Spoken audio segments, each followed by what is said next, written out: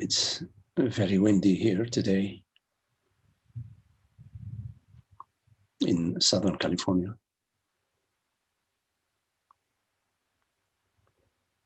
The palm trees are, the branches and swaying in the wind.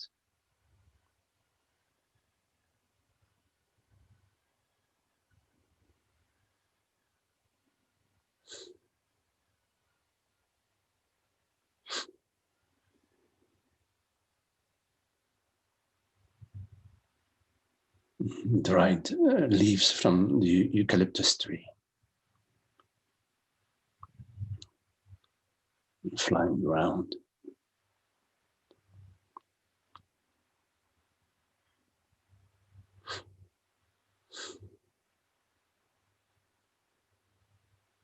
It's so lovely to just be.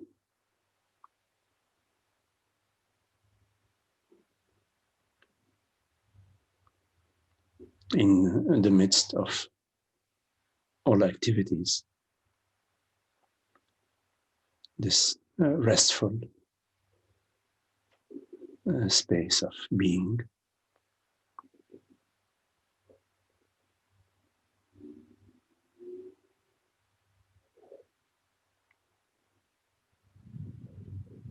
That is not blowing in the wind.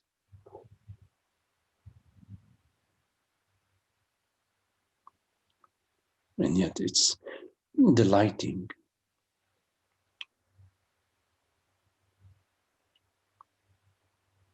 As the wind is blowing leaves and branches.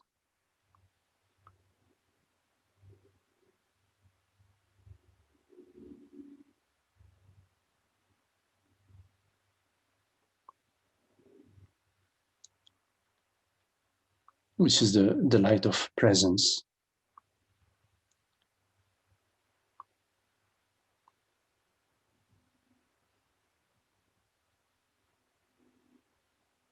Celebrating this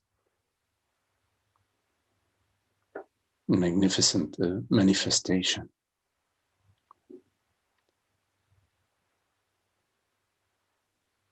Without any sense of separation.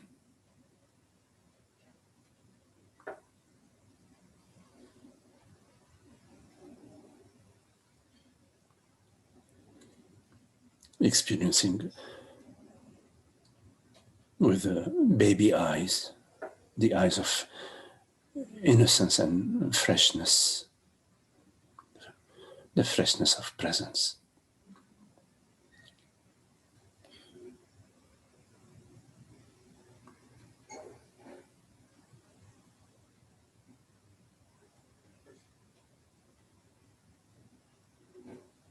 Which is undisturbed.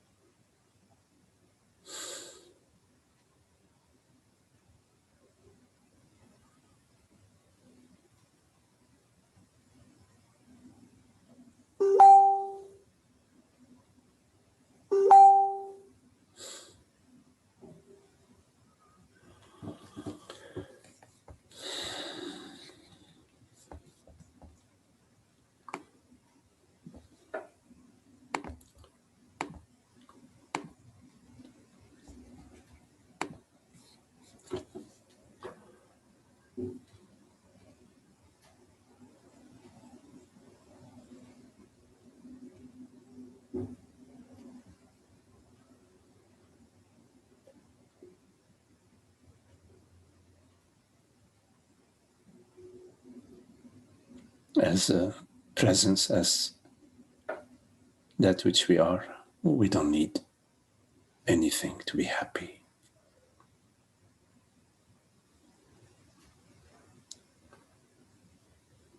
We don't need the world to be different. We don't need the body or the mind to be different.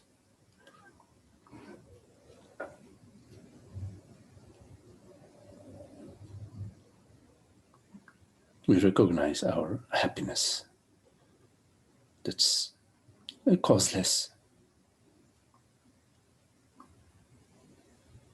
which is the peace of being.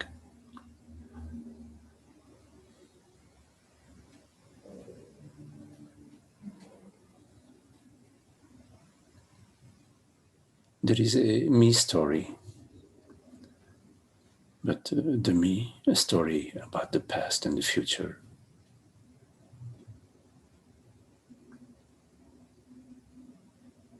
is not what I am.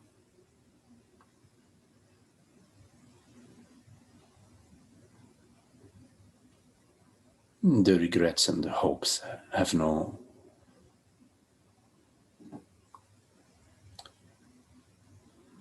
room in my being.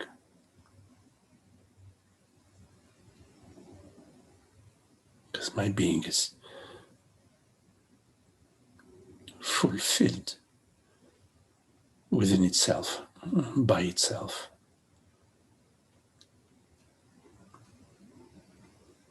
And it is not lacking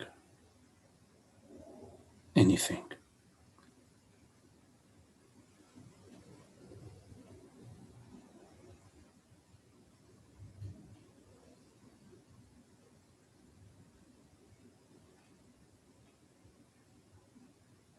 There are no separations and no divisions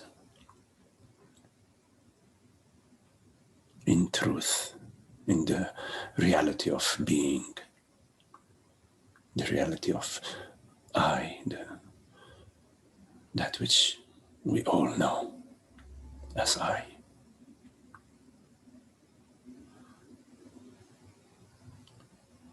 There are no real walls or barriers that separate I from I.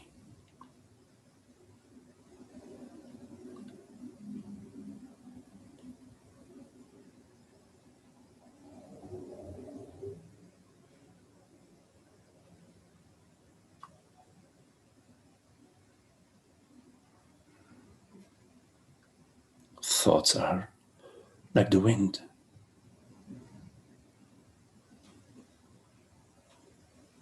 Sometimes it's very quiet and sometimes it's howling.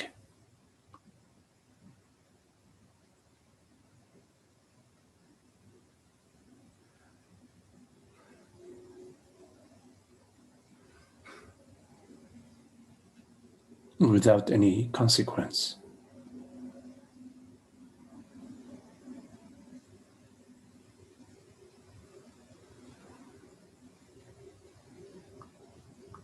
Whether the wind is picking up the eucalyptus leaves and dancing with them, or whether it's not picking up any leaves. It's of no consequence.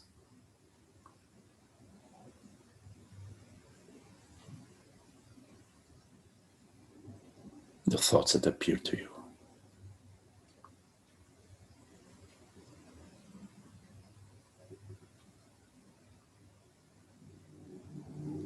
I like the gurgle of the brook.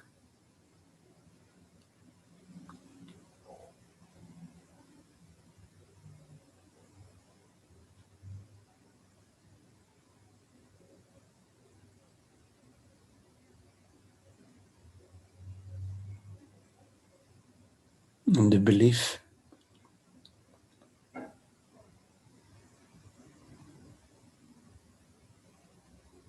that I am born, that I am a person, a man, a woman,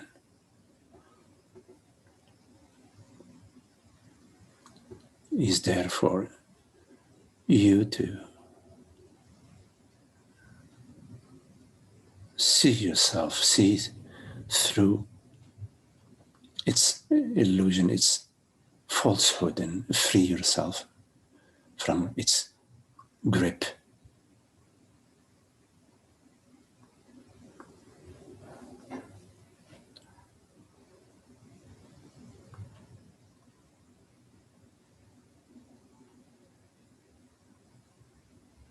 In your experience, there is a continuity, a flow.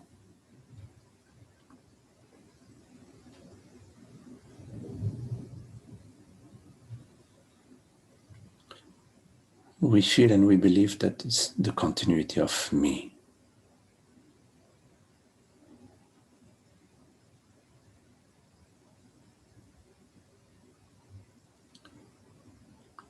A body mind of sort.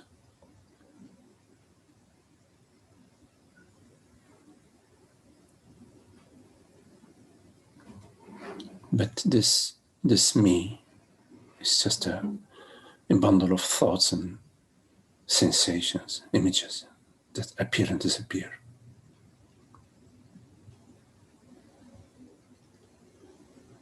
Intermittently.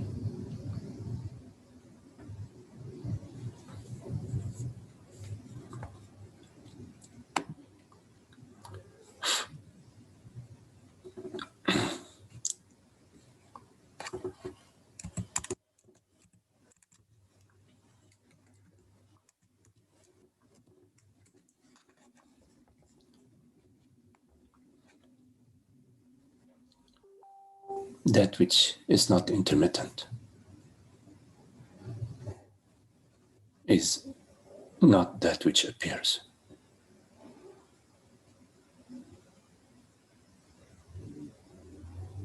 In other words, the eternal is not that which appears and disappears. That which is uninterrupted.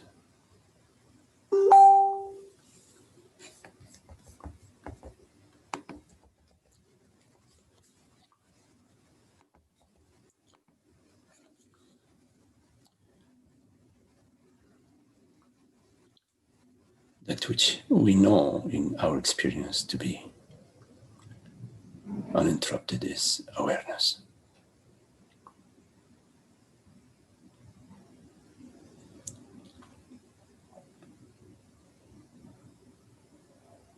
The impression that the world and the body and the mind continue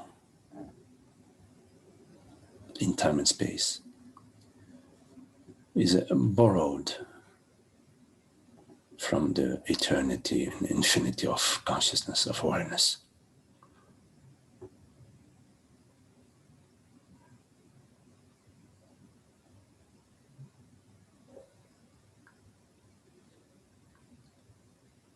In other words, you know that there is a tomorrow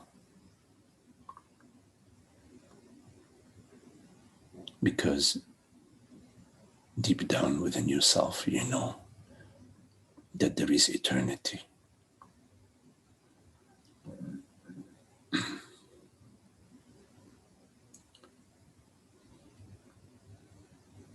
You borrow tomorrow from the eternity.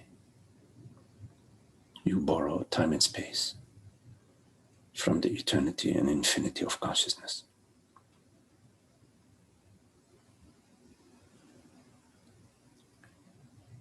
Which is all tomorrows and all yesterdays in one.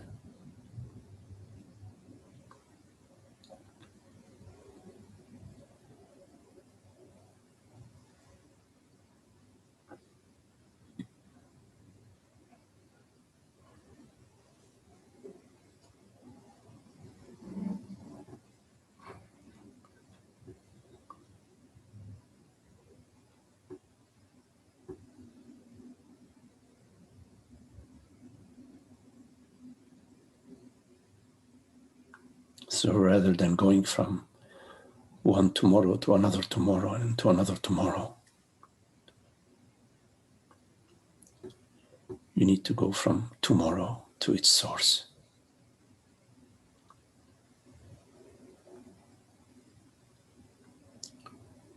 And rather than going from yesterday to the day before and the day before, you need to go from yesterday to its source.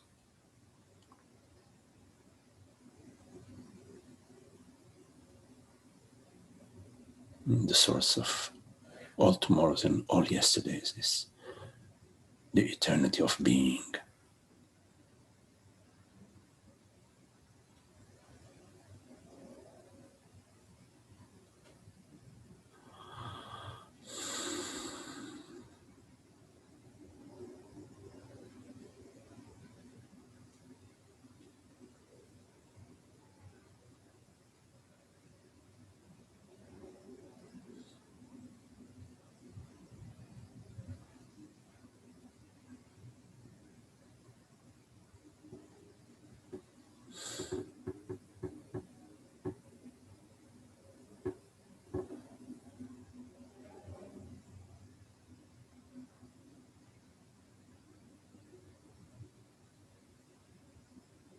You are this eternity.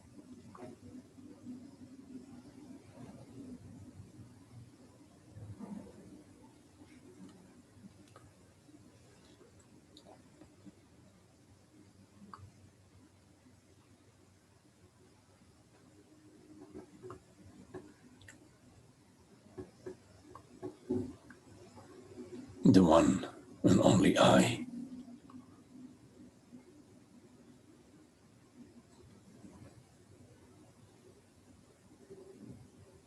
Which you confuse with the body mind. You confuse with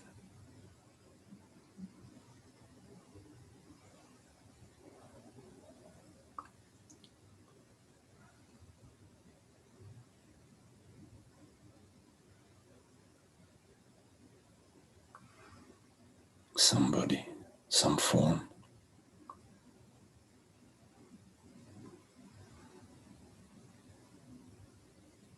which exists only through your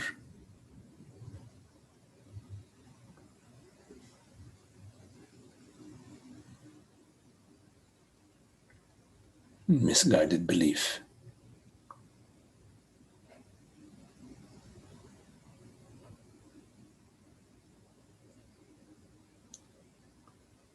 Which you free yourself from upon your contemplation of truth, the contemplation of reality.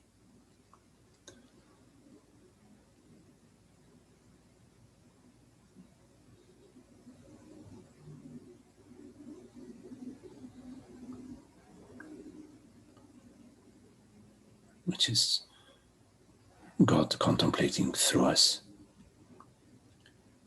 It's reality, it's magnificence.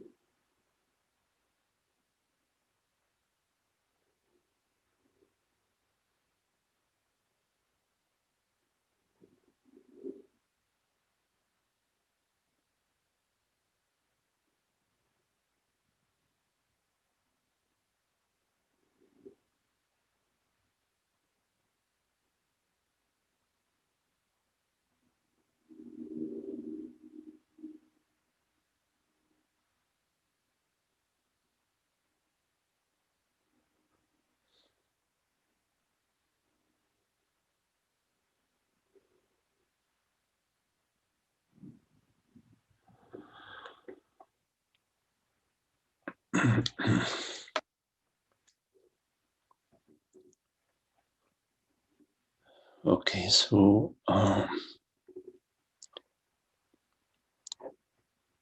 if you have any questions, you could unmute your mic. But to start with, I will address your question, Frank. You wrote, Magdi, what is your opinion on mind healing techniques, specifically Christian Science by Mary Baker Eddy? Frank, I am not familiar with the Christian Science, the healing techniques by Mary Baker Eddy. I never heard of her. So I cannot speak to that. But generally speaking, sort of generically about mind healing techniques, they have their place in our experience.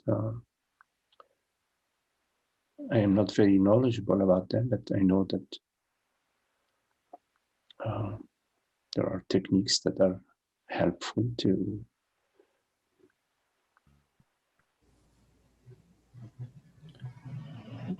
serve as crutches, for the mind.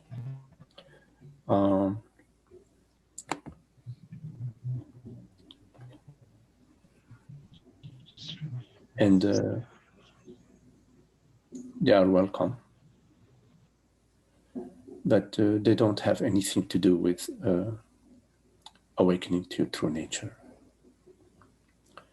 But they're very helpful, in some cases. I don't know much about them, to help the mind to function in certain situations, in society, in life, in family, etc.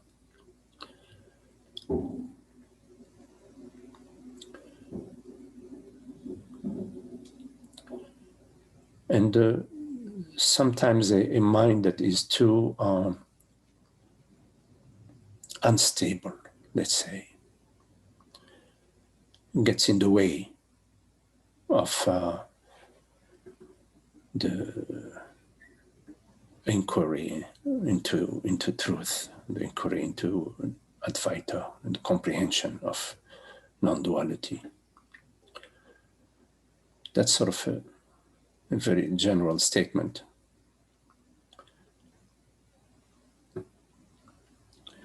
And when you come to non-duality with a mind that's sort of very unstable,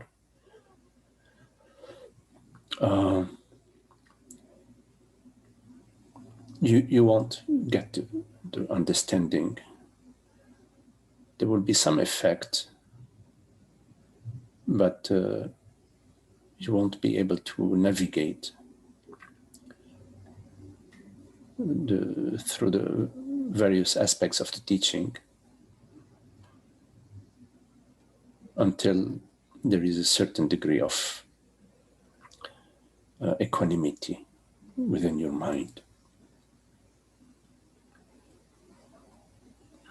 That's as much as I can say about that, your question, Frank. Thanks, Maggie. Yes, you're welcome. Yeah. Do I have a follow-up to that, if you don't? Sure. Would you say that anybody who deals in or practices mind healing or prayer healing, that they're really dealing with the body mind and not with awareness?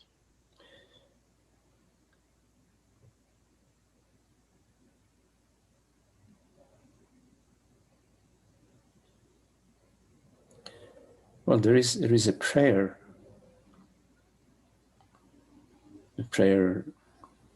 that God, I am here available for your light to shine through. Thy will be done. I am in your hands, I am your servant, and I'm available for your grace, whichever way you wish it. Which is a prayer in the right direction. It's sort of, in a way, like a surrender of the personal power to the divine power, which is the only power. There is only one power, one reality, which is the God's power, universal power. It's not a personal power. So there is room for a certain sort of prayer within the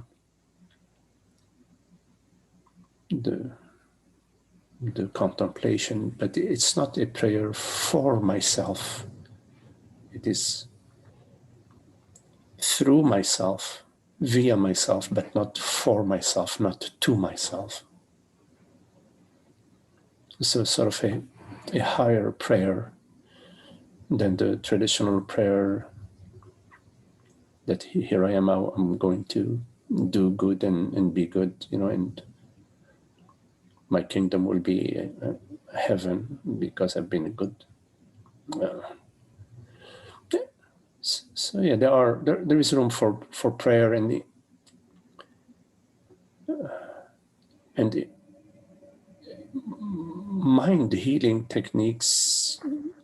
I would say that across the board they relate to the body mind. They do not relate to our deeper self, and they do have their function and their role, and they do provide a service in that realm, in that world body mind aspect of our experience.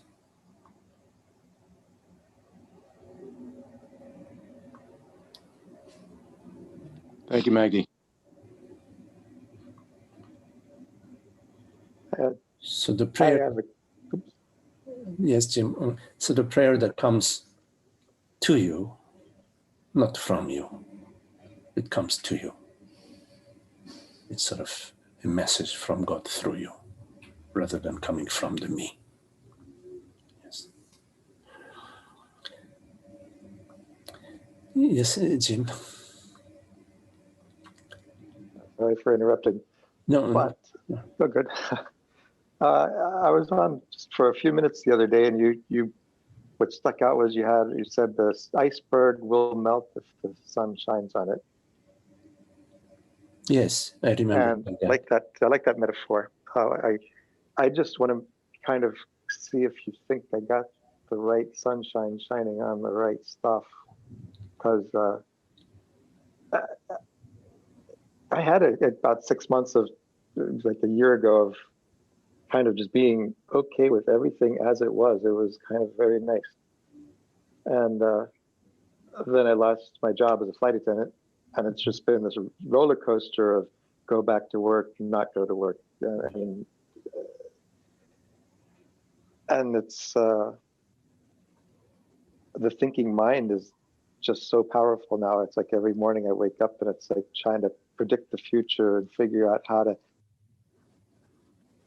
do things. And then the emotions, it's just this always just kind of fear and depression kind of always in the background. So today I got a meditation where I was able to kind of step back and I expanded, and I just felt that I was expansion, and the feelings were just the same feelings as I get when all the thinking's going on without the thinking. So I kind of let them be. And they just kept going. I hate it. It's not fun. I mean, I felt like I wasn't the feelings, but I was just being in a space, allowing the feelings. Is that what it is to be the iceberg having sun shining on it?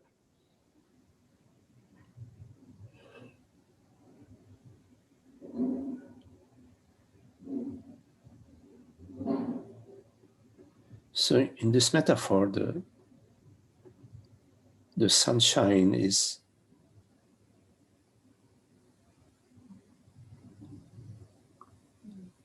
sort of like a higher understanding.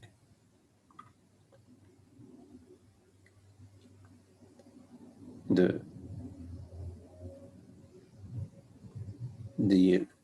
heart of this understanding is that I am not an object in time and space. There is a gem, there is a body mind, there is a world, there are thoughts, sensations, and so on,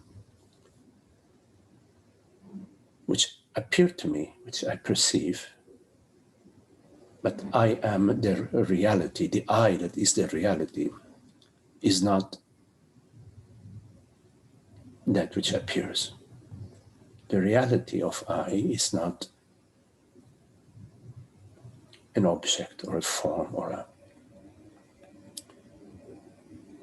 that I is not something to which something is happening. So for example, in your case, yes, there is a situation that's occurring in the body, mind, in the world, about the job of the body, mind gym. Because you have no job. The body, mind gym has a job. You are sort of the manager of the body, mind gym. When the body, mind gym has hunger or has some thought about should I go right and should I go left, you decide. Body, mind gym, go right. Body, mind gym, make an omelette and have something to eat. Body, mind gym, explore getting a job, explore sending resumes, I don't know, talking to friends, whatever activities, whatever thoughts arise, you see. So whatever is happening at the body-mind level remains at the body-mind level, is not occurring to you, you being consciousness, you being awareness. So habitually, we are identified with the body-mind. When the body loses its job, or when the body is hungry, we experience that I have lost my job, that I, consciousness, have lost my job. It's so immediate that we feel some emotions. We feel happy emotions. If we get a raise, we feel the negative emotions.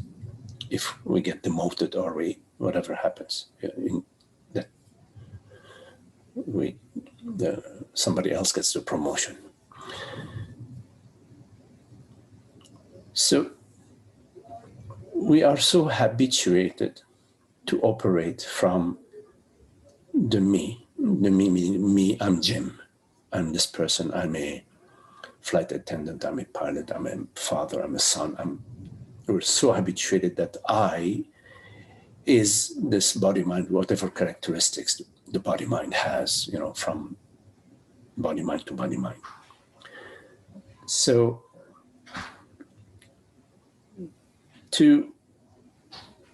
we have to sort of soak ourselves, or we have to expose ourselves to the sun in order for the sunlight to melt the iceberg. You expose yourself to the sun means you expose yourself to truth, to what is true. You cannot expose yourself to what is true if you don't know what is true. So you need to contemplate truth. So the way we contemplate truth is we look at our experience. What is it in our experience that is true? True means it is true across time and space. There isn't a truth that's true now and it's not true tomorrow. There is something absolute about truth, something irrevocable about truth. It's not up for debate. So when we look at our experience and we contemplate, what is it in our experience that is truth, that is real, that is not up for debate? We will find that there is only one candidate, which is awareness, consciousness. And the contemplation of what is that is real in our experience reveals that there is a reality. There is that which hears these words, that which perceives this perception.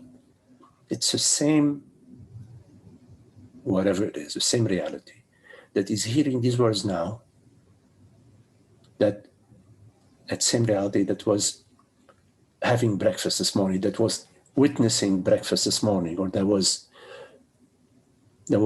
perceiving the thought that appeared 5 minutes ago. It's the same awareness, same consciousness, same I. And that reality, the reality of awareness, reality of consciousness, doesn't get richer when the body has a huge bank account, and that awareness doesn't get poorer when the bank account is depleted. That awareness doesn't get unhappy if the body is sick, and happy when the body is healthy. That's not the case with awareness. It's only the case when we identify ourselves, when we identify awareness with the body mind. When we are identified with the body mind, then we are subject to whatever occurs at the body mind level. We are going to experience that's happening to us. And we all know that the body mind is only going in one direction, and that's south. So sooner or later, as identified with the body mind, we are going to experience more and more anxiety, worry, and trouble and concerns. It is difficult from the mind perspective, which is perceiving reality to be the physical, reality to be objective, to agree that reality, meaning awareness, is non-objective. It's going to say, no, there is a mistake here. Reality is objective. Reality is is made out of flesh and bones and mountains and rocks and helium and sulfur and whatever, manganese. So you need to take your contemplation away from that point of view. The point of view that the mind is constantly wants to reaffirm the materialistic model or the mental model about reality. And you have to go to your experience, not what the mind, what the thoughts appear to you. You have to go to that to which thoughts appear. That to which thoughts appear is that same that which right now is hearing these words. It's not the body that hears the words. The body is an instrument. That which hears the words is I. The same reality that perceives a thought, that perceives a sound, that perceives a sensation. It's not an object, it's not a form. So the more often you visit that understanding or you go to that contemplation, the more often you are exposing the iceberg to the sunshine.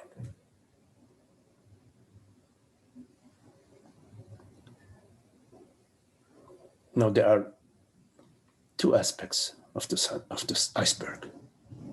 There is the submerged aspect and the immersed. Are these the right words? I don't know, but there is the aspect of the iceberg that is floating above, and the part of the iceberg that is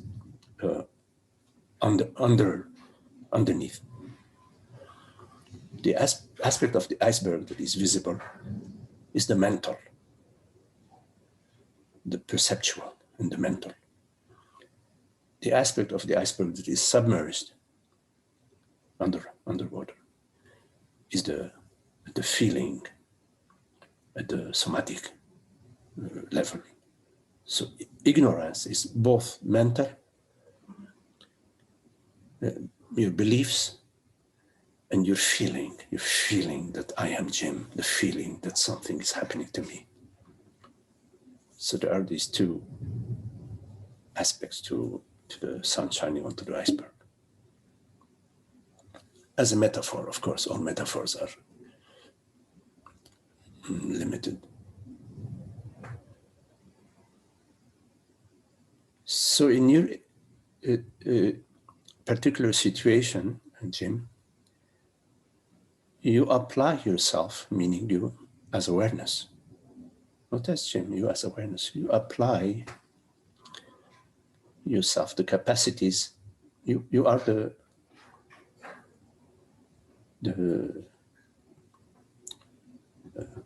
computer programmer. You are the programmer. And you have a computer that you can program to perform various functions. And the computer, which is an instrument, has many parts to it. And these parts, they work together, but they work together under your direction. So you can apply your thinking, your creative thinking. You can apply yourself to physically to explore and perform various activities towards having the body-mind more comfortable, more secure in its income and its life and its. So there is that aspect of your experience where you have a body-mind that you manage. But the key thing is that you are very clear that you are the manager of the body-mind, but you are not the body-mind. so that there is a freedom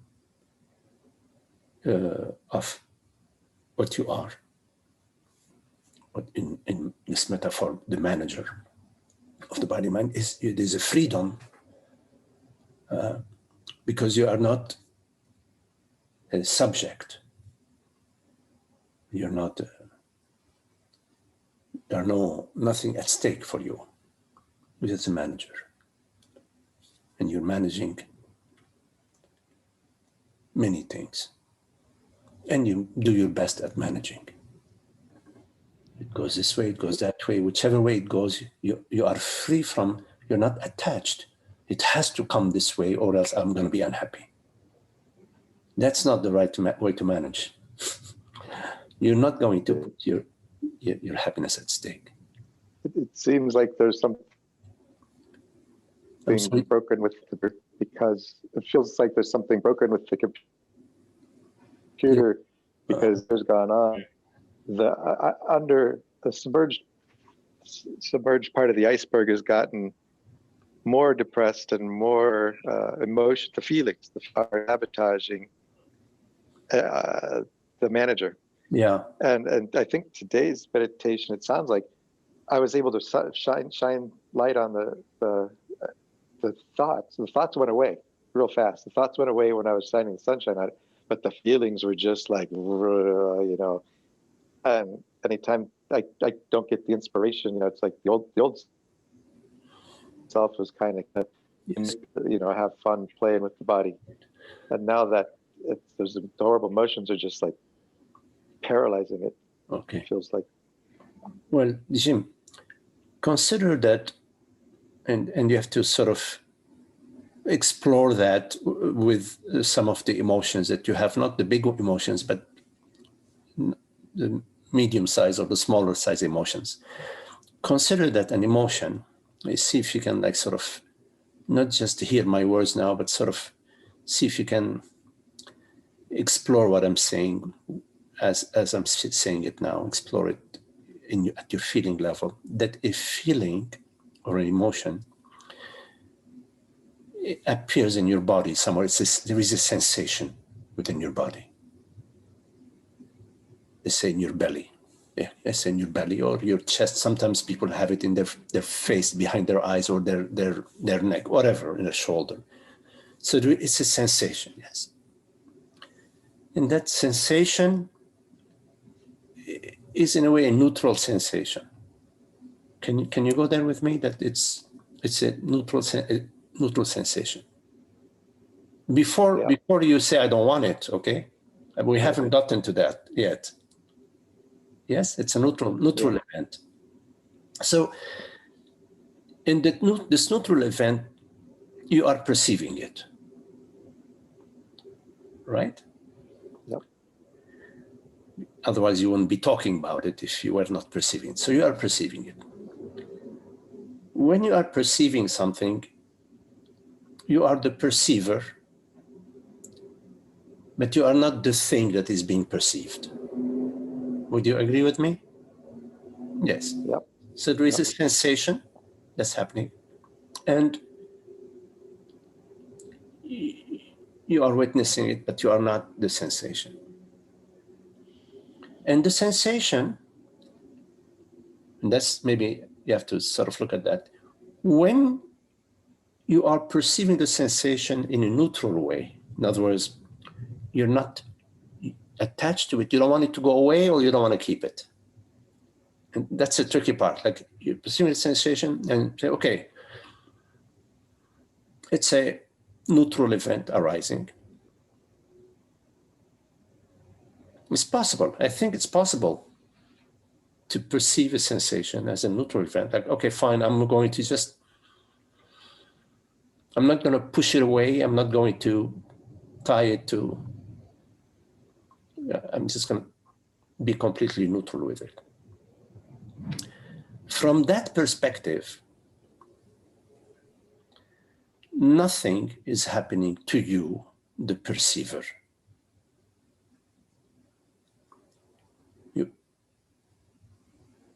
Can you get that? Yeah, yeah, the perceiver is just the observer Yes. and experiencer. It's experiencing and observing. It's perceiving, but nothing is happening to it. And what is being perceived is arising. It's a universal expression. It's a cosmic event. The reason why it's a cosmic event, because in the realm of manifestation, everything is interconnected.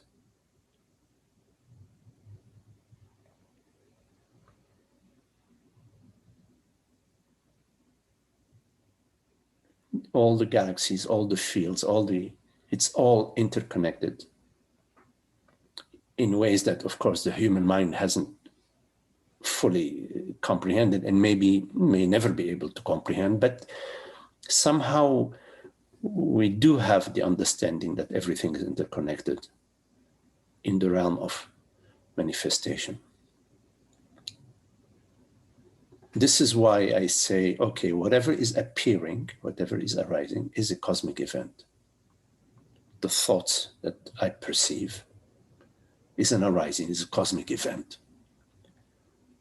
The sensation that I perceive is a cosmic event. The world situation that I perceive is a world event. The oak tree that I perceive is a world event, a cosmic event. Could you sort of consider that as a model?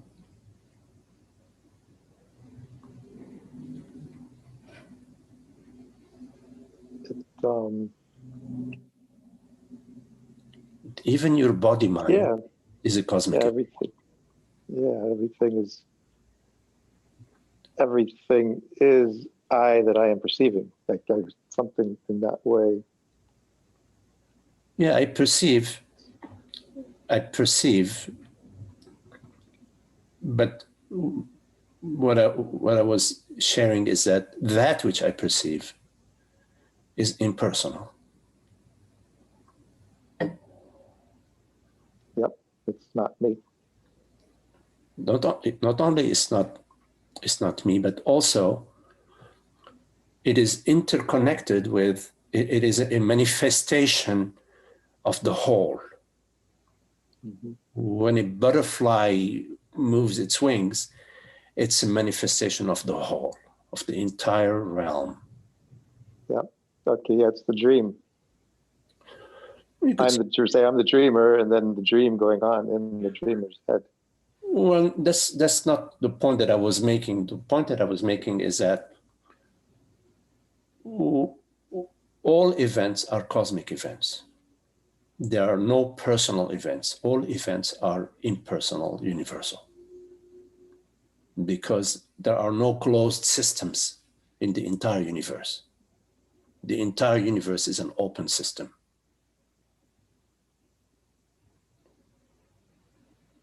So that which I'm experiencing, I'm perceiving in the body is a cosmic event. Now, the belief that I am a particular body-mind, that belief is false, is a false belief. It's a false belief because in my experience, I perceive the body-mind. I perceive bodily sensations, I perceive thoughts, I perceive feelings, I perceive sensations in the chest. I perceive images.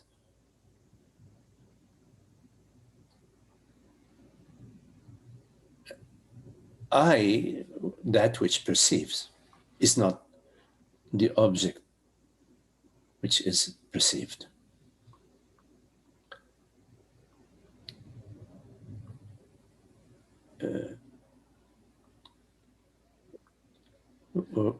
Sorry, I got distracted. Yes, I'm not, yes. Whatever is perceived is a cosmic event, yes. But that which I perceive doesn't define that which perceives. When you perceive an oak tree in the yard, the oak tree in the yard is sort of defined by you that perceives it, but you are not defined by the oak tree that you perceive. You follow? Mm-hmm.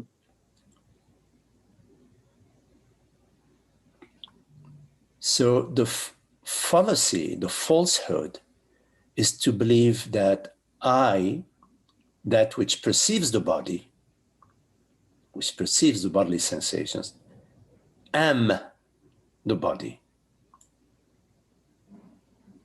Yeah. That is the key, the core, the heart of ignorance.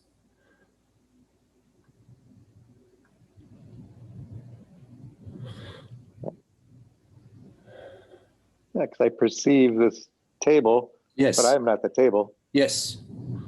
Now, you perceive, that's an easy one. Let's say you perceive the thought that says, oh, God, I'm depressed.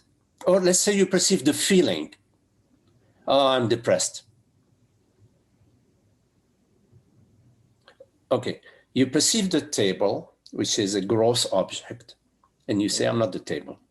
Now you perceive a feeling, which is a subtle object. It's still an object. Are you okay with me? It's an object, a subtle object that says, I'm Jim and I'm depressed. Yeah. In case A, you said, I am not the table. Right. But in case B, you say, I'm depressed. Right.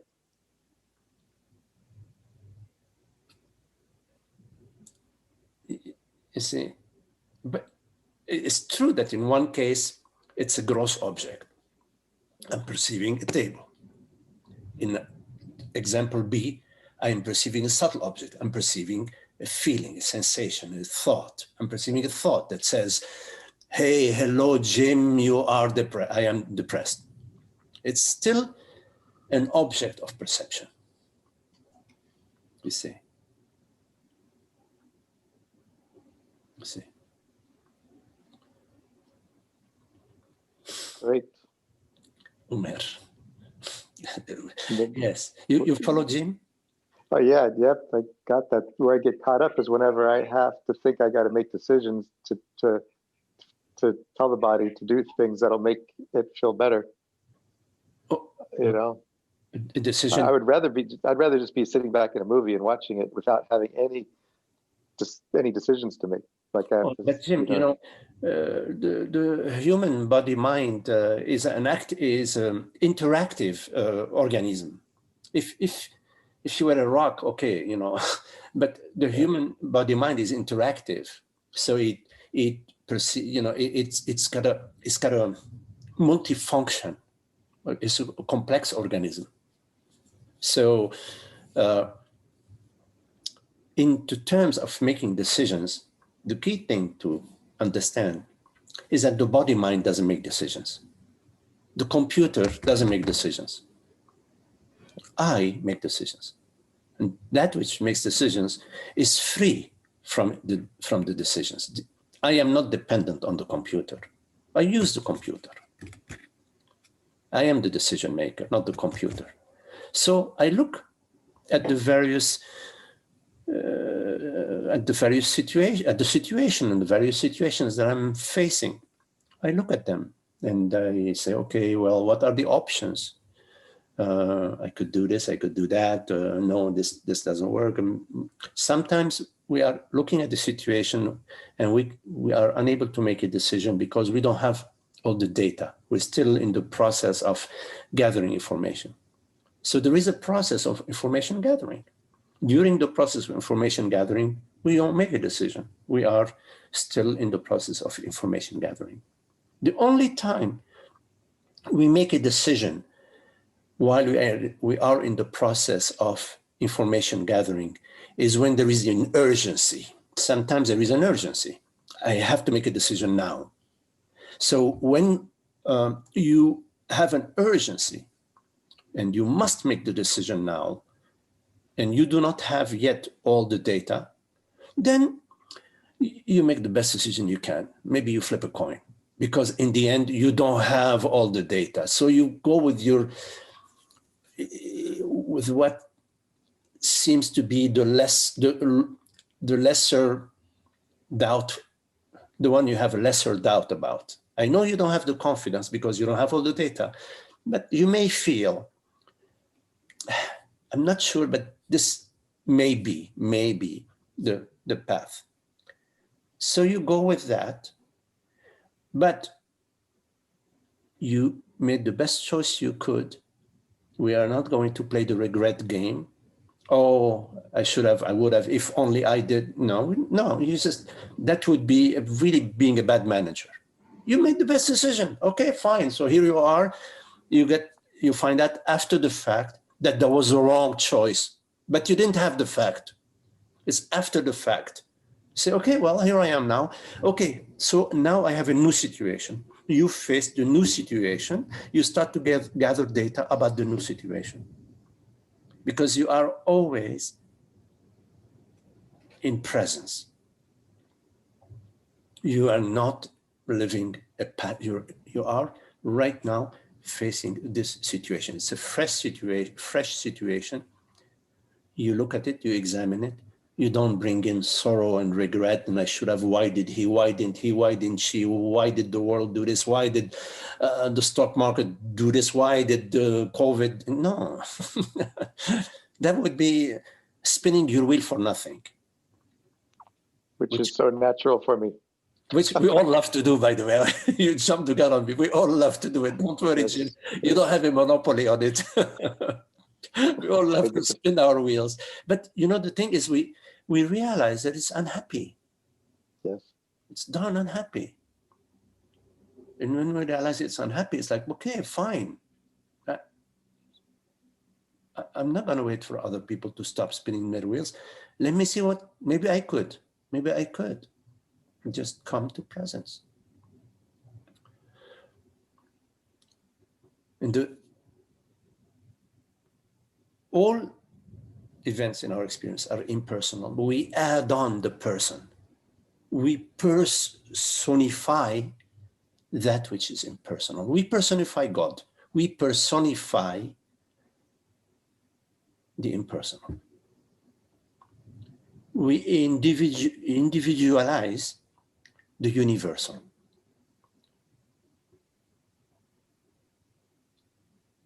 And the key cause for that is because we fail to see through this belief that I am defined by that which I perceive. It's a false belief. Awareness, is only defined by itself. It's not defined by the world, body, mind.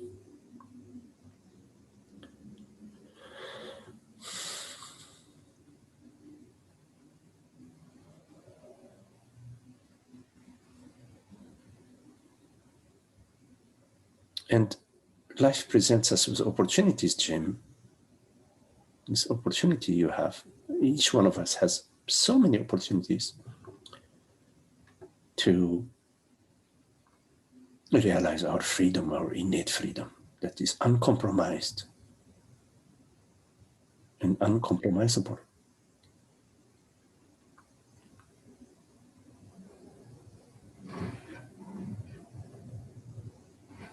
it's a realization that you can be okay in any situation, but you are. Absolutely. Okay.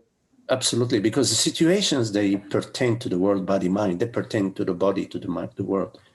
They do not pertain to awareness. Any situation, yes, absolutely.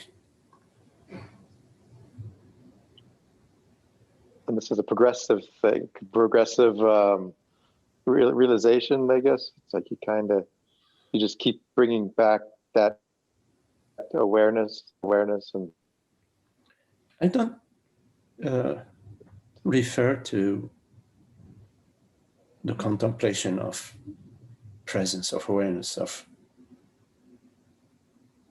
the reality of that which perceives to be progressive. It's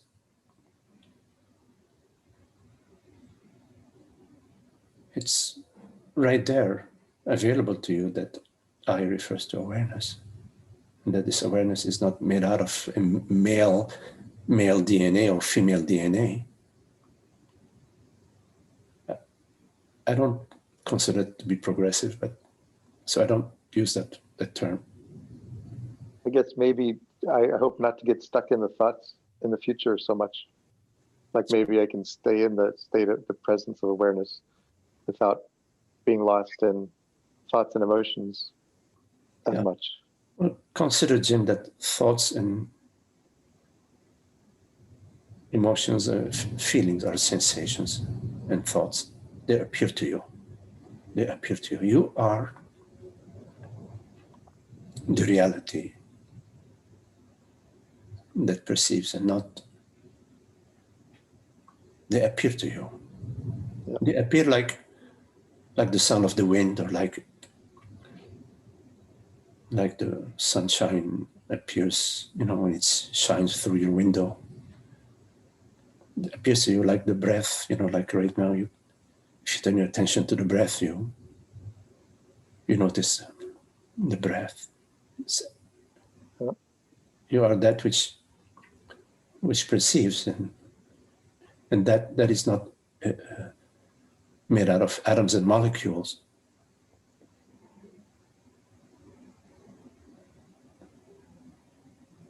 And it's always available to you. Available to you because that's what you are.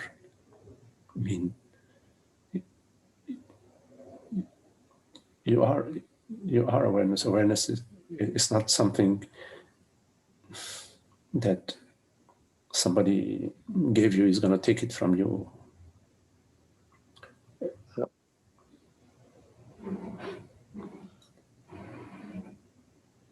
That was very, thank you. All right, Jim.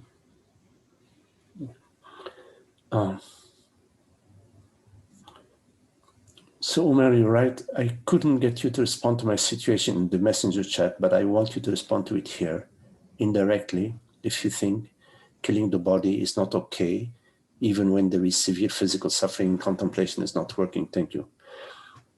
Killing the body is, of course, an option that we have. It's part of our freedom, our complete freedom. Nobody has a power over our body as we do. But the point that I was making previously in the messenger is that the end of the body does not mean the end of ignorance. In other words, the belief and the impression that I am a limited self does not depend on the body. It doesn't exist in the body. It exists in the mind. The mind doesn't exist in the body. So the body can come and go. Bodies come and go. A dime it doesn't. It means nothing. What is significant is ignorance, the ending of ignorance. So it's a distraction to talk about the ending of the body because it's completely insignificant.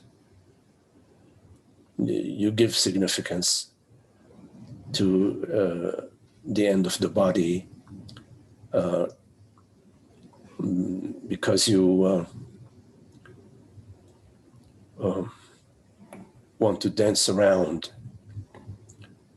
the real business on hand. And the real business on hand is not the body, but your identification with the body-mind. You say you're typing this from the hospital. Yeah, it's okay. You could be typing this in the from the hospital. The body is in the hospital. You are not in the hospital. The hospital is in you. You are not in the hospital. So the contemplation of your true nature is the looking into, am I defined and limited by the body? Am I, meaning I consciousness, I awareness, am I defined and limited by that which I perceive?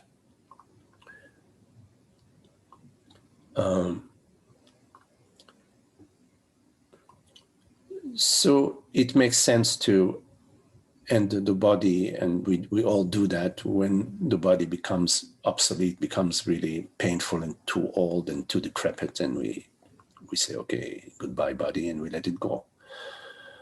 But to let go of the body because you are frustrated in your inquiry and you lost hope for living is insignificant. You could let go of the body, but it serves no purpose whatsoever. In fact, I would encourage you to perceive everything that is appearing to you as being completely impersonal, completely neutral, and that which you are is untouched, unstained, and unaffected by the world, body, mind. This is where you need to take your contemplation.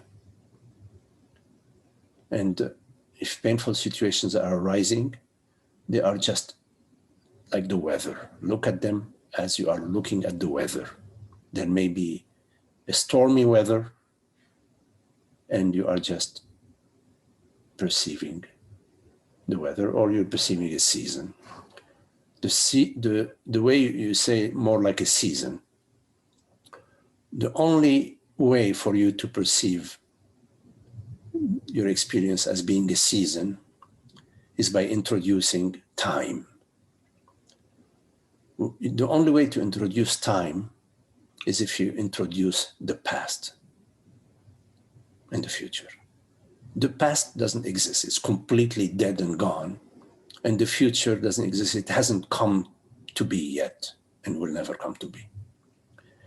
So when you say it is more like the season or year-long season, you are deeply into the illusion that you exist in time. You do not exist in time. Time is an impression that appears to you. It appears to you as thoughts and images. You do not appear in time. You do not exist in time. Any questions?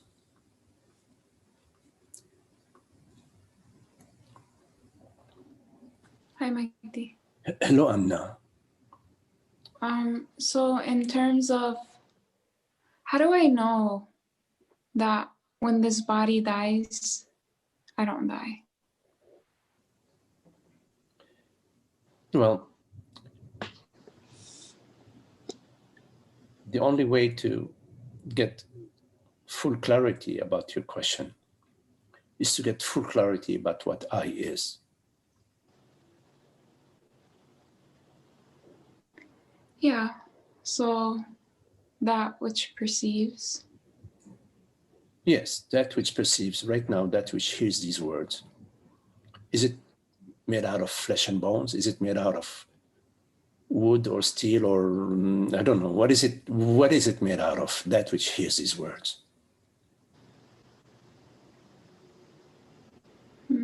I don't think it's made out of anything. Okay. Once you get complete clarity, I mean, you do have an understanding, but complete clarity means that you can no longer leave this understanding. This understanding can no longer leave you. It's like when you melt some sugar in the tea. You cannot, well, as a metaphor, of course, you could remove the sugar out of the tea if you give it to a physicist or a chemist. But in our non-chemist mind, it's like bad example. Okay, Omer, I got you. Fine, look at Omer, he's out there. Why don't you provide me with a better example? So yes, I thought it was a good example. Okay, good. So I'm gonna stick with you. We can ignore Omer. So when you have absolute certainty that yes, I is real, it is that which perceives all perceptions, all sensations, which is and which knows that it is. I know I am. I know I am aware. And this I is, that means awareness, is not made out of anything. It's not made out of any particles or molecules or atoms. Or then it becomes clear to you that that which is formless doesn't die. Dying, the concept of death only refers to world, body, mind. Doesn't refer to reality. But how do I know it's not dependent on it? How do you know that that consciousness is not dependent on the body? Yeah.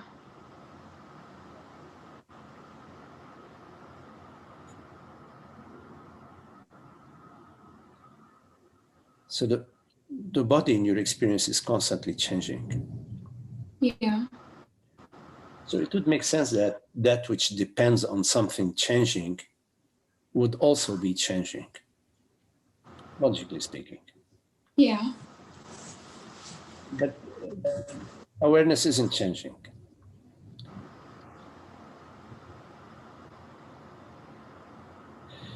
Now,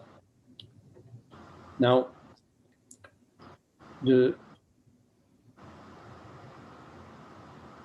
awareness, the question is, how do I know awareness doesn't depend on the body, mind, or on thoughts and perceptions and sensations?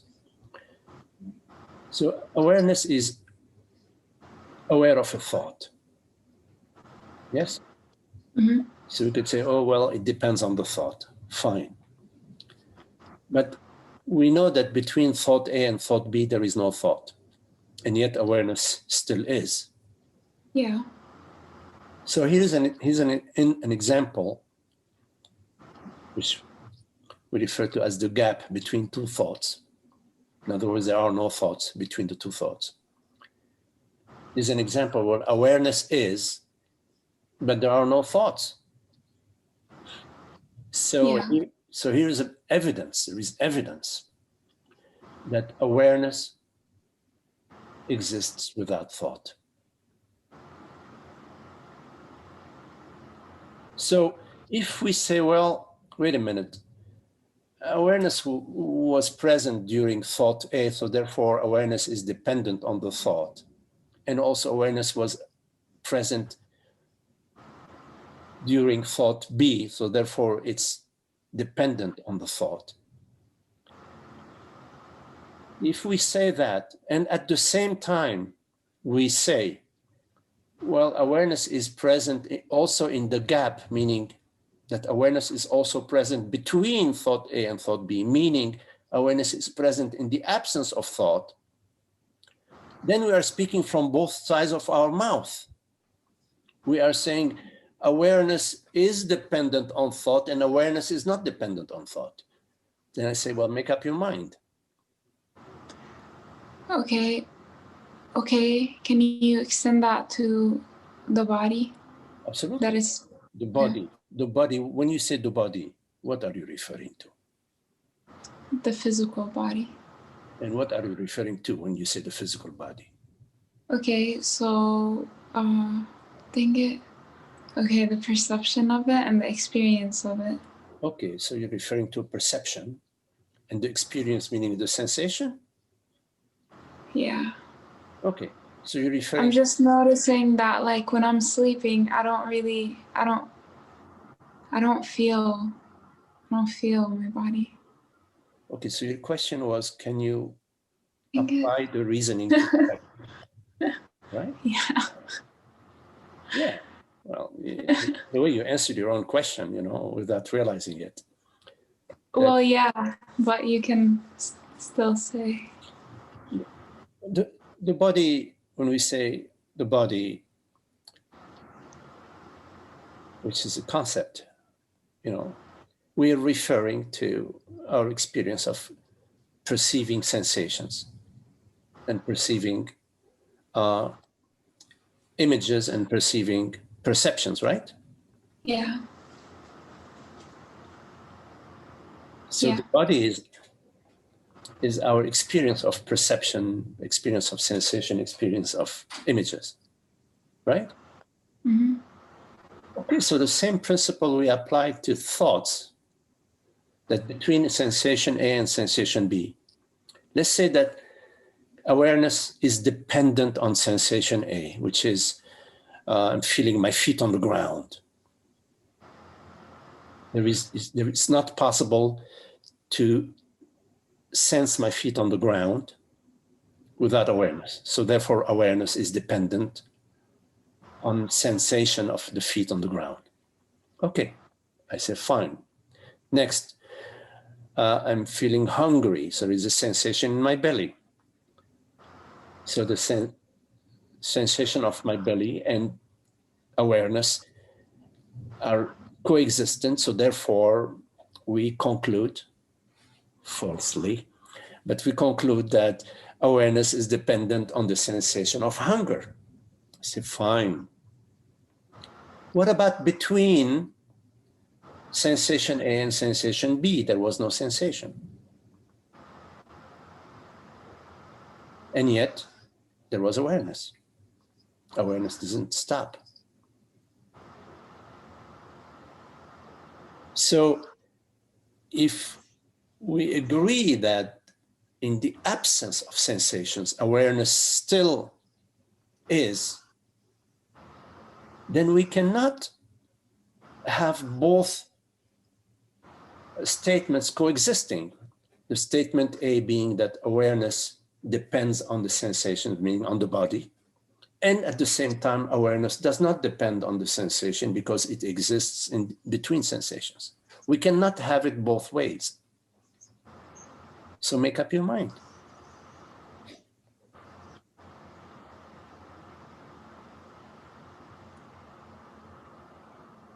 But there's like an ongoing, I mean, there's space between the sensations and the thoughts, but there's like it's a stream of thoughts, sensations, and perceptions. No, no, it's not a stream. They are droplets. They are that which seems to be a stream, meaning experience seems to be a stream. In fact, it is intermittent. The reason why experience seems to be a stream is like the movie. When you go to the movie in the old days, you used to have the reels, you know, the movie reel with frames, 20,000 frames. But you know, when you turn the frame slowly, the horse is just barely moving. But when you spin the discrete frames, they're discrete frames. When you spin them at a certain speed, it seems that the horse is running.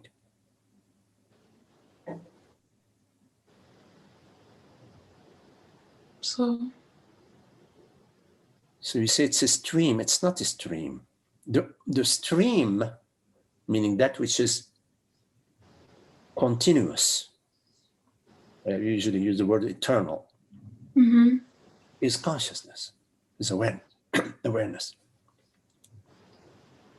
So then what would be the thoughts and sensations and perceptions? What are they?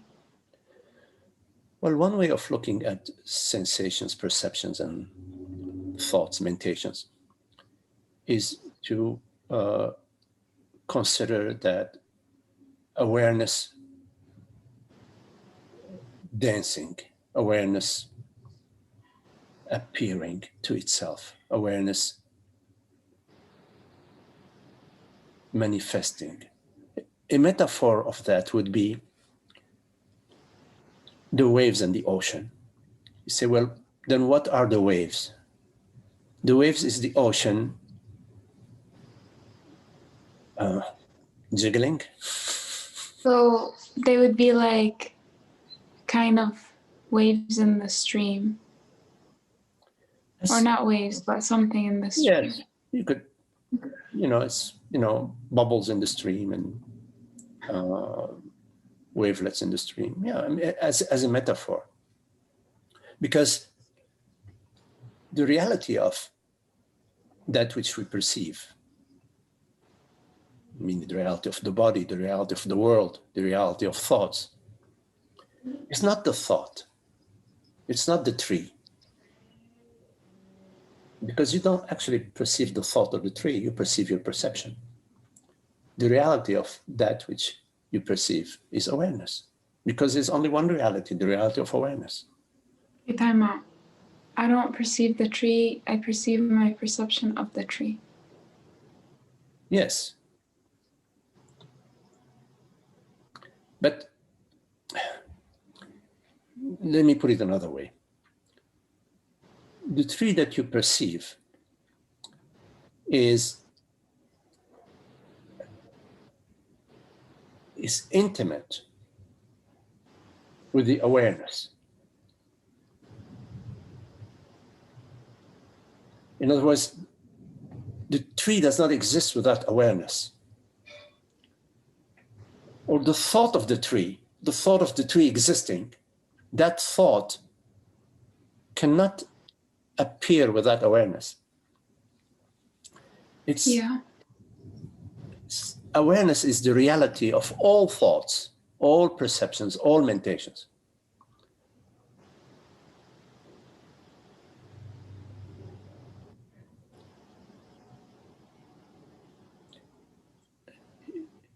And there is only one reality.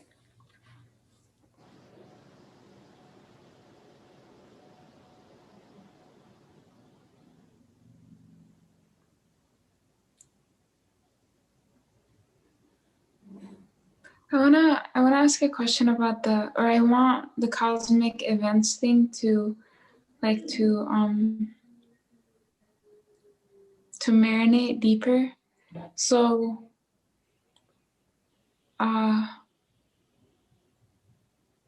some years ago I was concerned about like events that were happening in the Middle East, and a friend was like, think about it like a volcano, just something happening in nature. Yes.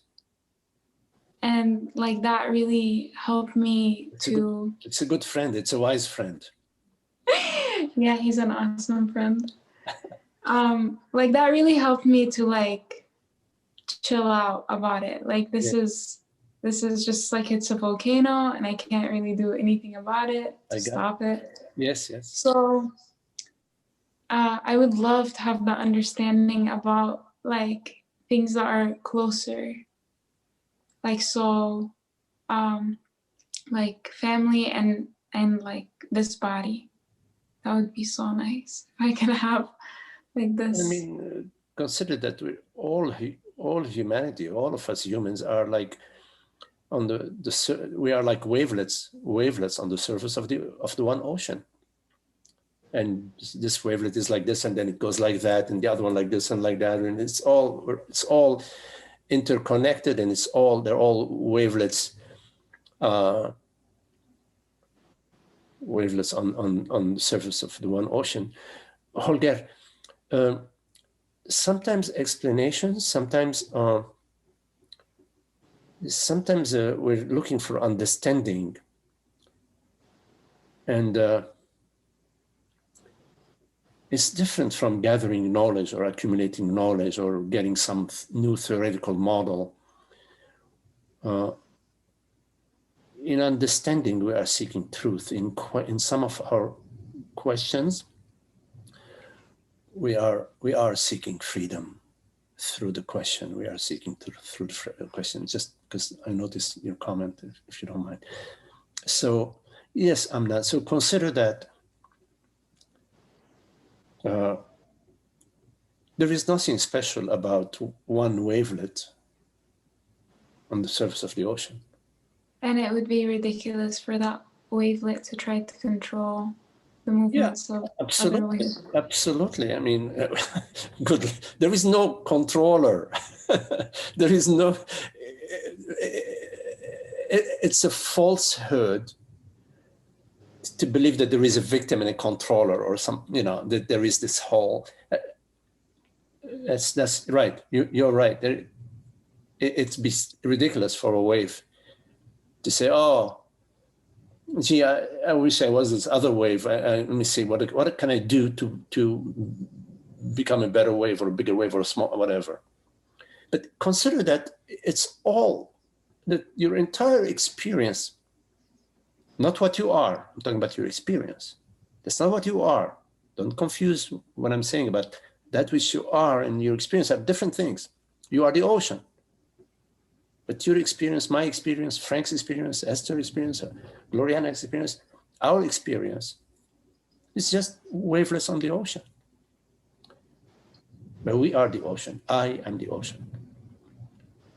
And I'm witnessing the wavelet. I witness all wavelets because the I that right now is speaking is the same I that right now is hearing, is listening. It's one I. The I that is perceiving perception A is the same I that is perceiving perception B, quotes unquote, across space, quotes unquote, across time.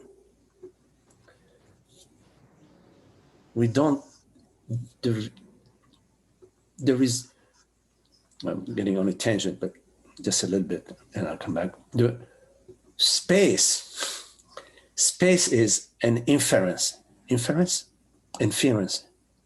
We infer space. In fact, our experience of space is just the process of perception. So perception. I don't know what that word means. Infer. Inference. Yes. Thanks, George. To infer is to make an inference. Yeah, to make an inference, meaning to extrapolate. Okay. I know what that means. Oh, okay. Make an inference. Thanks, George. What was I saying?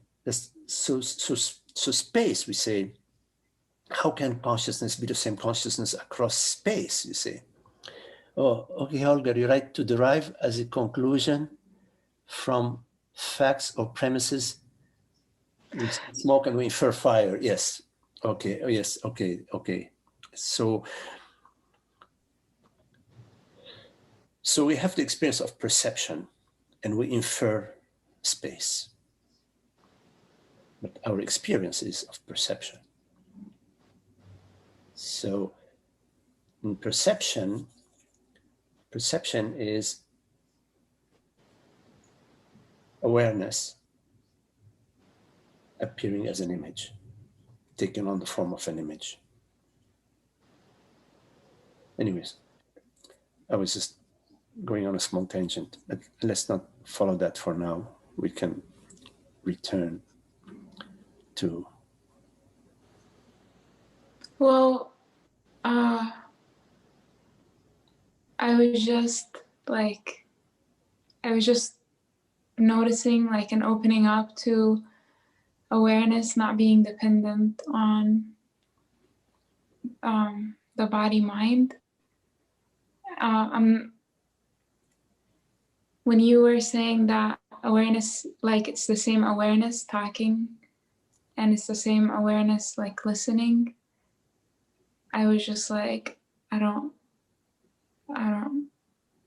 see that. Yeah. Okay, when you say I, are you referring to the color of the walls in your room? No. Are you referring to, breakfast you had this morning? Or are you referring to your mother or your sister? No. No. When you're referring you're referring to? The one that's hearing. To? The reality? The one, yeah. The reality? The one. I'm sorry, go ahead. Well, I was gonna say like the one that's hearing and perceiving. When you said the one, what do you mean by the one? Ooh. One, I mean... Okay, awareness. One is a I'm number. referring to awareness.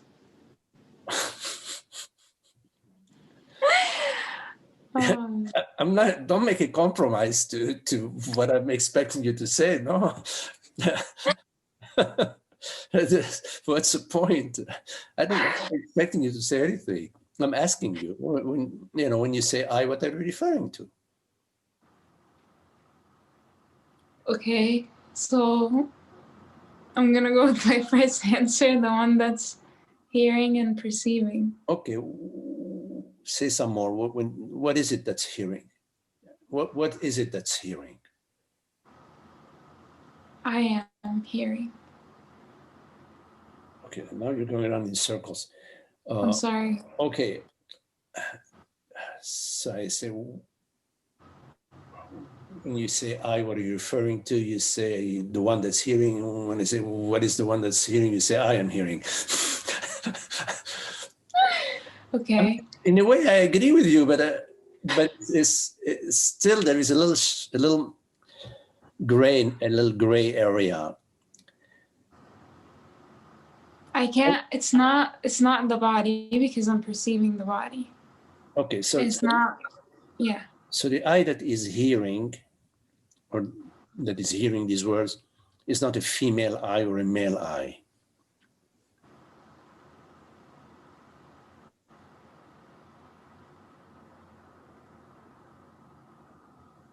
Well, I was thinking it's female, but... I see. So therefore the body is hearing.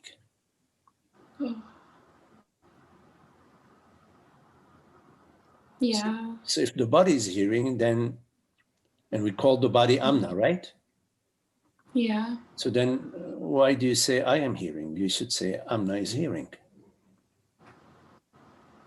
Because it's not you who's hearing, it's the body.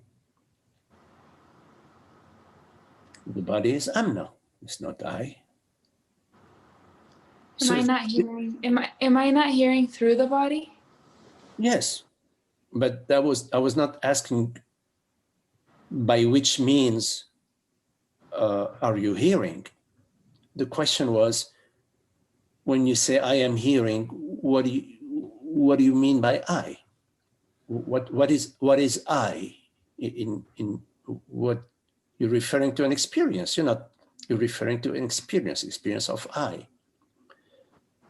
So that was the question. It wasn't about the means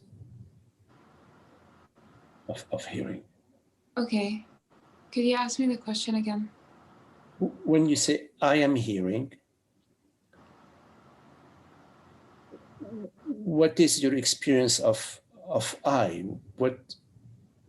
What does I in your experience refer to?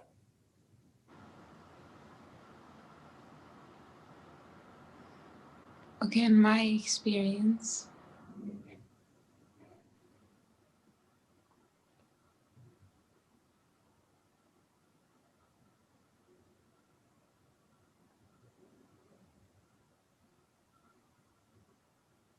well, okay.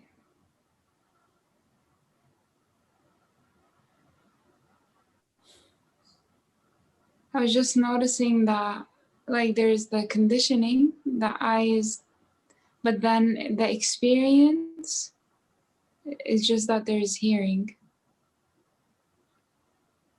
Yes, there is hearing, but there is also the experience. Something is hearing. I mean, it's not like there is hearing arising in a complete vacuum. Yeah. It's it's not like there is absolute nothingness and the hearing is arising in absolute nothingness. There is the experience.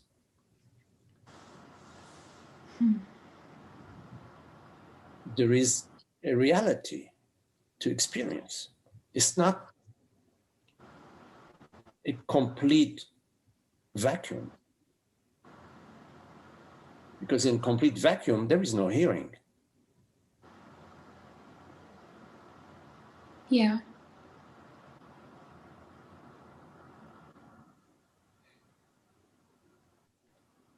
So there is something rather than nothing. Yeah. It's not, and that something rather than nothing is not, is the reality of hearing.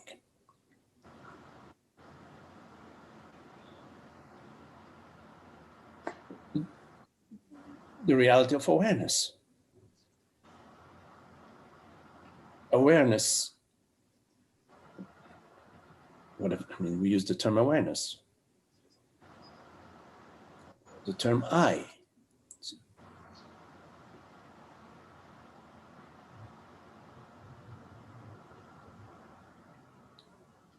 Yeah, I'm kind of disappointed.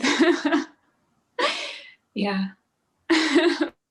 You're disappointed because you are imagining I, or perceiving I, to be something disappointing.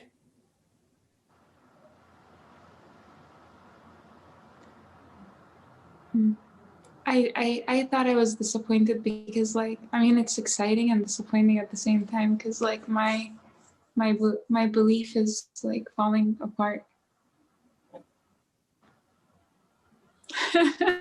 I see. And that should be a happy disappointment. But okay, is it okay to? Could you still go on with that? So like like the one, like the point where you said is the one that's hearing these words like female or male. Remember when you asked that question? So it's important to understand that it's not the instrument that is hearing. That which hears is I hear through the body mind. The I that hears is not the body mind. It's neither male nor female. It's not. Yeah. It's non-objective. And the I, meaning awareness or the reality that perceives, is not made out of any elements. It's not. There is no filter. If there was a filter, you would only see blue, or you'd only see red, you would only see green.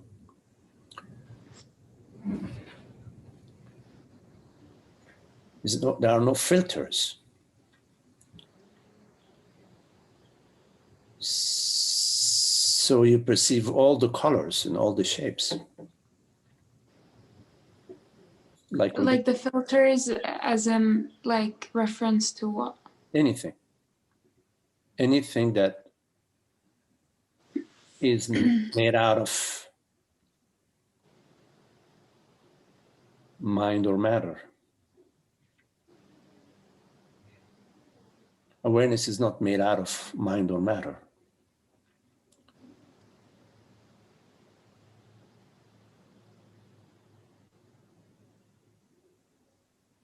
I don't get the point. Or I don't get how this is. Awareness is transparent. It is real, but it's empty in that it's not made out of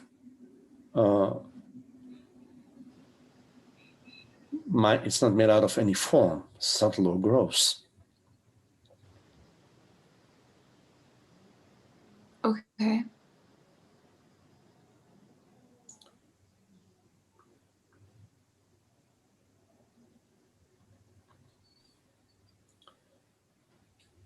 So your experience primarily before hearing, perceiving, sensing is that of presence, awareness. What Umer refers to as I am. I awareness, the amness, the presence.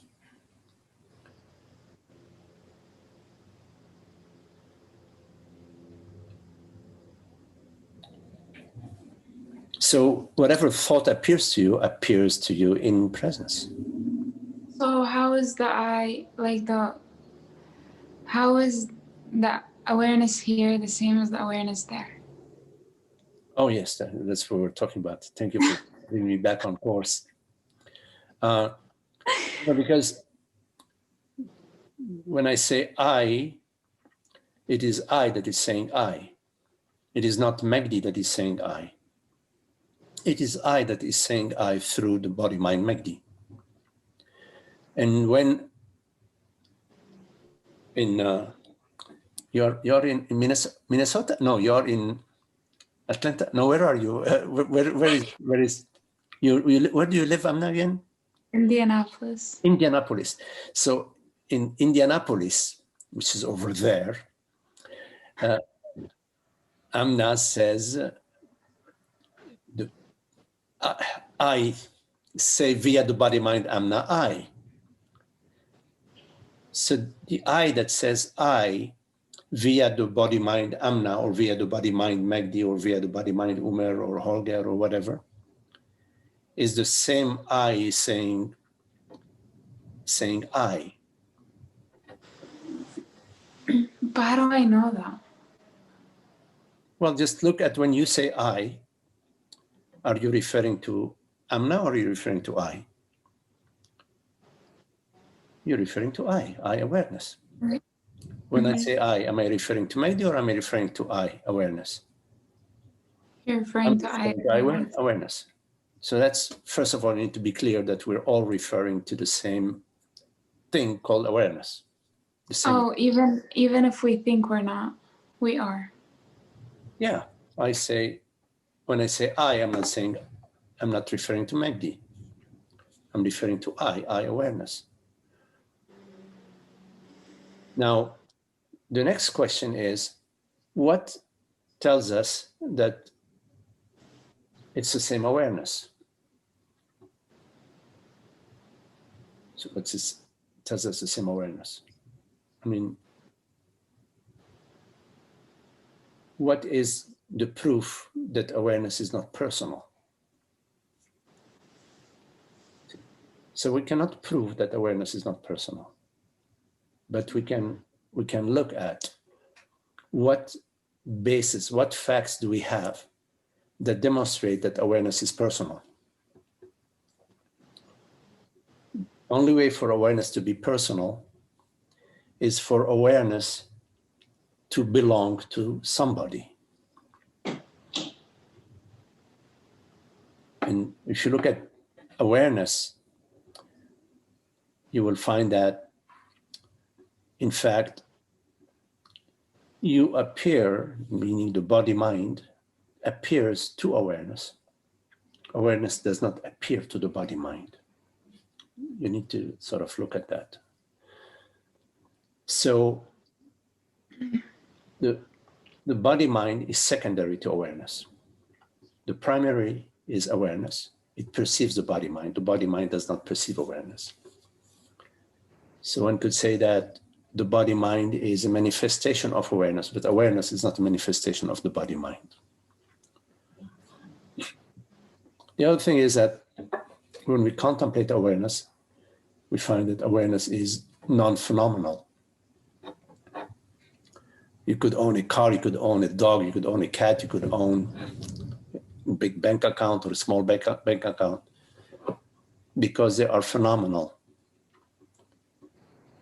But you cannot own that which is non-phenomenal.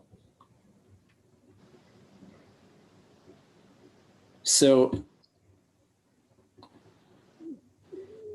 these may be helpful. And also, when you contemplate that awareness, when we talk about awareness, we're talking about reality. We're not talking about an experience, a personal experience. We're not talking about a personal experience. We're talking about reality.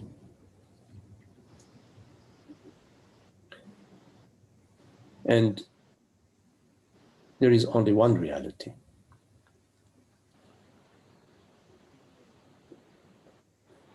So if there is one reality and awareness is that reality, then to speak of awareness over here or over there is a little ridiculous, but let's be ridiculous. The awareness is over there, which is over there, and the awareness which is over here. The reality that's over there, the reality that's over here is the same reality. And it's the same reality because you can't have two existing realities. There's Yes. that. Okay. There is one reality. Like the fact that this reality and this reality are talking means that they can't talk if they're separate. Francis often, refers to that if there were two realities, they won't interact. The fact that we are interacting demonstrates that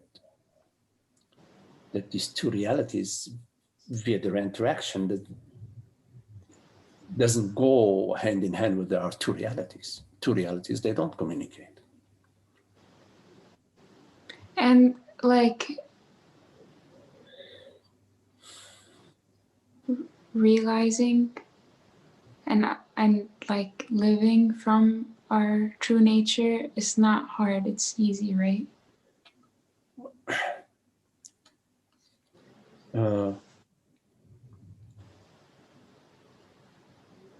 Like this is not hard to get or comprehend. Well, it's neither hard nor easy. We are this reality. We are the reality of consciousness. We are the reality of awareness. It's what we are. There is absolutely no doubt that I am aware. Absolutely, absolutely no doubt that I am aware. The doubt comes when we imagine that it is the body that is aware. It is Amna or Magdi, the body, whatever name the body has. That's where the doubt starts to arise, that it's the body that is aware. But there is absolutely no doubt that I am aware.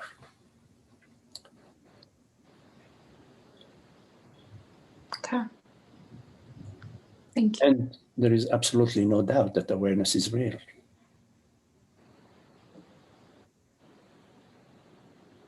And there is absolutely no doubt, maybe, that there is only one reality.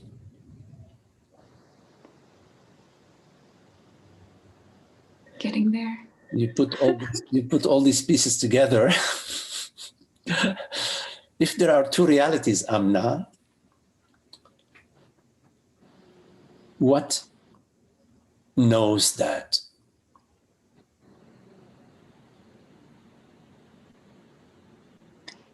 Yeah, I get it. I just don't feel it.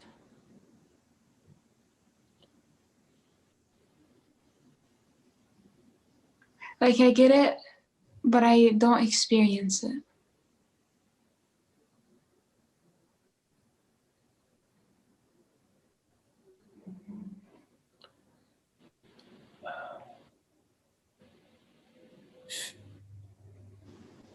When you are on the surface of the ocean, you experience the waves. But when you go down 12 inches below, you experience the ocean.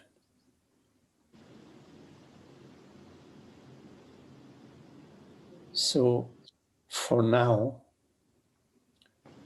you need to go 12 inches below to experience the ocean. Later, you can be on the surface and experience the ocean. But for now,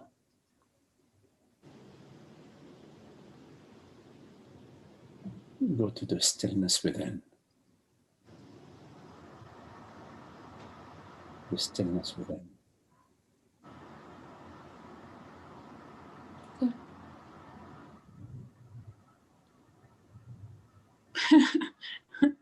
Thank you. Okay, now.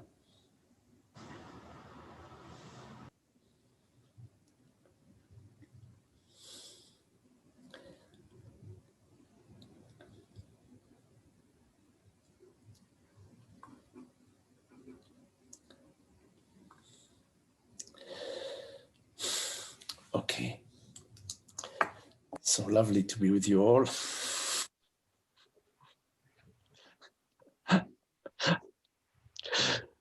I'll get it. I'm now. George. Jim, nice to see you, Jim. To be with you. Frank. La Gloria now. Umer. Hello, Kelly. Hello, Marcon. Yeah.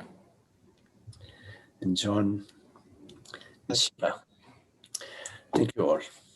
Nice to see Thank you, Maggie. Thank you, Maggie. Thank you, Maggie. Wonderful. This is great. You. Thanks, Maggie, Beautiful. and everybody who shared. Thank you. Thank you. Thank you. Namaste. Appreciate all the questions.